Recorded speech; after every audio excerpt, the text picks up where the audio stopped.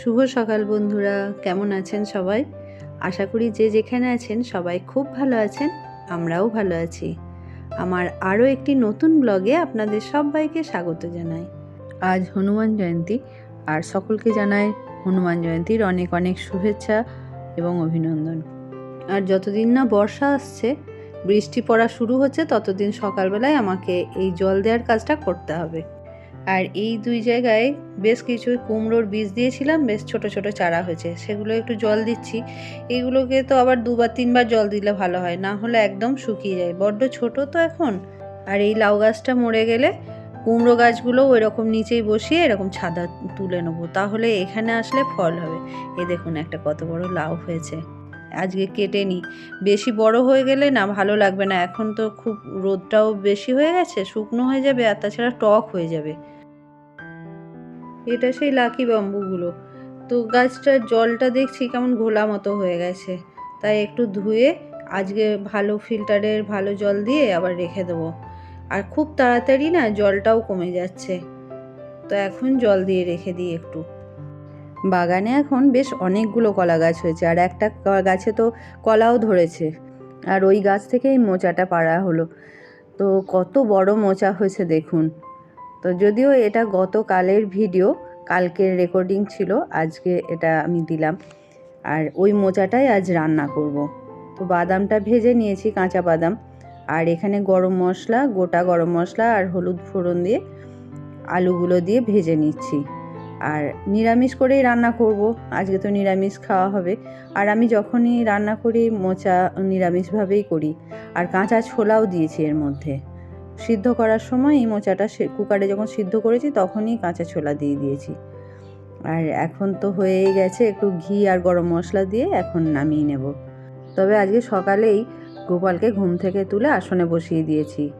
আর হাজব্যান্ডকে খেতে দেওয়ার পরেই দেখাচ্ছি কি কি রান্না করেছি। ভাত করেছি, কলাইয়ের ডাল, এখানে আলু সিদ্ধ আর মোচার তরকারি। আর ওকে দিয়ে এসে এখন একটু নিজের জন্য ব্রেকফাস্ট বানাচ্ছি। আর এটা হচ্ছে গতকালের রুটি আর তরকারি, এইভাবে রোল করে একটুখানি তেলে ফ্রাই করে নেব। আর এদিকে বেল বাজলো, গিয়ে দেখি বৈশাখী এসছে প্রসাদ দিতে, পূর্ণিমা পুজোর প্রসাদ। তো ভালোই হলো, প্রসাদটা খেয়েই ব্রেকফাস্টটা করব। আর এই সিন্নি প্রসাদটা তো আমার একদম সব থেকে প্রিয়। কে কে আমার মতো সিন্নি প্রসাদ ভালোবাসেন একটু কমেন্ট করে জানাবেন। আর ওকে পৌঁছে দিতে গিয়ে নিয়ে আসলাম একটু তরমুজ, লেবু ছিল না, লেবু নিয়ে এলাম, আর আদাও বাড়ন্ত হয়ে গেছিলো, তাই এগুলো আবার কিনে নিয়ে আসলাম। রোলগুলো বানাচ্ছিলাম, তখনই আবার বৈশাখী প্রসাদ দিতে এলো, তাই নিচে গেলাম। আর এখন চলুন ভেজে নিই। এইভাবে খুব বেশি তেল দিইনি, অল্পই তেল দিয়েছি। অল্প তেল দিয়ে এরকম এপিট ওপিট করে একটু বেশ লাল লাল করে নিলে খেতে কিন্তু দারুণ লাগে। 3টে খেতে পারবো কি না জানি না, নিয়ে তো নিচ্ছি। যাকে খেয়ে নিই, দুপুরবেলায় ভাত কম খাবো, কেননা এটা পরে আর খাওয়া যাবে না। এখন যাব একটু বজরংবলীর মন্দিরে। সকাল থেকে কিন্তু কিছুই ঠিক ছিল না। বললাম না বৈশাখী প্রসাদ দিতে এসেছে, বৈশাখী প্রসাদ দিতে এসে বললো সবাই যাচ্ছে, তুমি যাবে? আমায় জিজ্ঞেস করলো, তো আমারও বেশ মনটা হলো যে যাই, তো কোনো দিন তো যাওয়া হয়নি, আমার পাড়াতেই রয়েছে এই মন্দিরটি। সেই মতো ব্রেকফাস্ট সেরে যা কিছু কাজকর্ম ছিল করে একবারে স্নান সেরে তৈরি হয়ে চলে এলাম। আর এই যে পৌঁছে গেছি, এখন পুজোও হচ্ছে। নম রাম ভক্তায় করুণাথয় রামর্ঘয় নম শ্রী পবনপুত্র শ্রী হনুমানায় নমো নম। প্রণাম করুন। আসলে সন্ধ্যা এখানে নাকি প্রত্যেক বছরই ভোগ দেয়, তো সেই এবছরও ভোগ রান্না করেছে, দিতে আসছিল, তাই সেই আমরা সবাই একসাথেই আসলাম। আর এখানে এসে সবার নামে একটু পুজোও দিয়ে দিলাম, বেশ ভালো লাগলো। মন্দিরটা খুব একটা বড় নয় ঠিকই, কিন্তু এসে বেশ ভালো লাগলো, মনটা বেশ শান্তি হলো। আর আমরা এখন যদিও চলে যাচ্ছি, পুজো এখনও শেষ হয়নি, তবে যজ্ঞটা হতে এখনও বাকি আছে। তো বললেন দেরি হবে, অনেকেই পুজো আনছে, তো এই জন্যই বলে ভগবান না চাইলে কিছু হয় না। তো আজকে বৈশাখী পুজো দিতে এসেই বললো যে ওখানে বজরংবলীর মন্দিরে যাবে, ভজা কাকু যাচ্ছে। তো কোনো কথাই যাওয়ার কোনো ব্যাপারই ছিল না, আমি জানতামও না। বৈশাখী বলার আগে পর্যন্ত আমি ভাবিনি যে যাব। তো ভগবান না টানলে হয় না, কিছু কিছু জিনিস সত্যিই আছে। শুনে আমারও মনটা হলো হ্যাঁ যাই, যাওয়া তো হয়ই না। ঘরে ঠাকুরকে পুজো দিয়েছি সেটা ঠিক আছে, কিন্তু তারপর ভোগ দিতে যাচ্ছিল তো সবার সাথে আমিও গিয়ে ভোগ দিয়ে আসলাম, একটু পুজোও দিয়ে আসলাম, একটুখানি নমস্কার করে এলাম। ভালো লাগলো, মনটাও বেশ ভালো হয়ে গেল। এখন তো পুজো হচ্ছে, হোম হবে, কিন্তু আমরা আবার চলে এলাম। হোমটা হতে এখনও দেরি রয়েছে, এখনও সবাই পুজো নিয়ে আসছে, তো পুজো হবে, হোম হতে দেরি হবে, সেই জন্য আমরা চলে এলাম এখন। আর 1:30 মতো বেজেও গেছে, ওরা উপোস করেই ছিল, তো ওই জন্য চলে এলাম। তো যাই হোক, মানে অনেক প্ল্যান প্রোগ্রাম করেও কখনো হয় পুজো দিতে যাওয়া হয় না, আবার কখনো এরকমও হয় যে কোনো প্ল্যান থাকে না, কোনো কিছু ঠিকই থাকে না, অথচ ঠাকুর মানে টানলে ঠিক ঠাকুরের কাছে আপনি পৌঁছে যাবেন। তো আজকে আমার সেরকমই হলো, বজরংবলী আজকে টেনেছে তাই আমার যাওয়া হলো, তা না হলে তো এখানেই থাকি, পুজোর সময়ও কোনো দিনই যায়নি, যাওয়া হয়নি। তো আজকে গিয়ে খুব ভালো লাগলো, মনটাও খুব শান্তি হলো। তো এখন চেঞ্জ করে নিই। এই প্রচণ্ড গরমে না একটু ফল শরবত এগুলো খাওয়া দরকার। সুপ্রভাত বন্ধুরা, আজ হচ্ছে পরের দিন সকালবেলা, আজ বুধবার 24শে এপ্রিল। কাল ভিডিওটা এন্ড করা হয়নি, তাই ভাবলাম ওই ভিডিওটাই আজ কন্টিনিউ করি। প্রত্যেক দিনের মতো মর্নিং ওয়াক সেরে গাছগুলোতে একটু জল দিয়ে দিচ্ছি। সকাল থেকে এত রোদের তাপ হচ্ছে যে গাছগুলোতে জল না দিলে বিকেল পর্যন্ত সব শুকিয়ে যাবে। তো গাছে জল দেওয়া তো কমপ্লিট হলো, এখন নিচে যাব।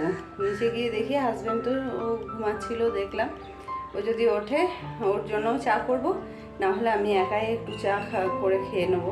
আগে জল খাবো, যথেষ্ট পরিমাণে জল খেতে হবে, এত মানে রোদ্দুর, জলের পিপাসাটা বেশিই পাচ্ছে এখন। এখন নিচে চলে যাই, নিচে গিয়ে একটু জল খাবো, তারপর চা খাবো।